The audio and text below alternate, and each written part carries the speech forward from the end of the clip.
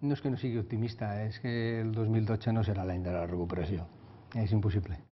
És el pronòstic d'un Iñaki Frade que es mostra escèptic a l'hora de pensar que aquest any pugui reactivar-se l'economia d'un país que ara per ara se sustenta en les exportacions i d'aquella manera.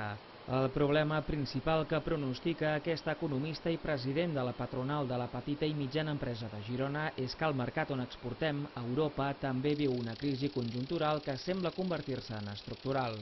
Europa necessita una gran quantitat de cèntims i aquesta quantitat de cèntims, que són venciments que s'estan anant d'Europa, pues la funció del Banc Central Europeu està en refinançar-los, però el diner no arriba a la PIME i si el diner no arriba a la PIME és com si no es pot invertir en el creixement no pot arribar la reactivació.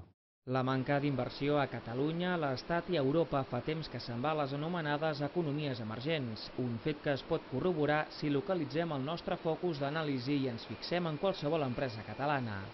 Si uns anys enrere la zona era econòmicament pròspera i era atractiu prestar crèdit com a inversió, ara la realitat és una altra.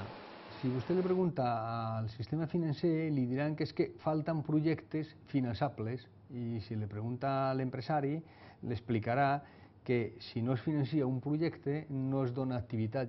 Ara per ara els indicadors econòmics diuen que només les empreses exportadores aguanten el cop, malgrat no poder crear l'ocupació que s'ha perdut des de l'inici de la crisi ara fa 4 anys.